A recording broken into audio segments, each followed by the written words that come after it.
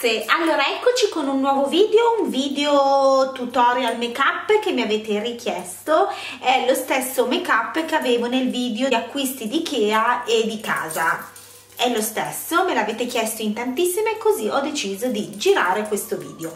Voglio fare una precisazione perché so che qualcuna magari un pochino più puntigliosa lo farà notare.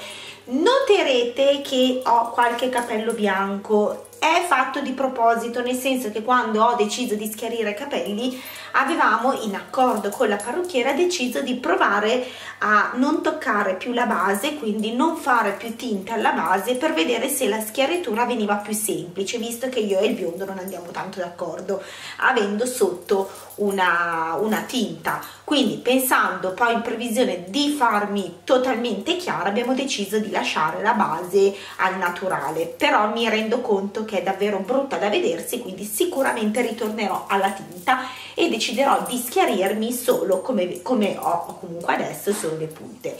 Comunque è tutto da ancora studiare. Comunque volevo fare questa precisazione perché so che questa cosa si nota e quindi qualcuno me lo scriverà.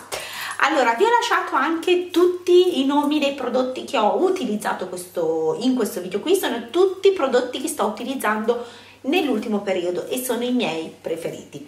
Adesso vi lascio al tutorial, spero che vi piaccia, e se vi piace mi raccomando pollicino in su e iscrivetevi al canale se non l'avete ancora fatto per non perdere i prossimi video. Ciao!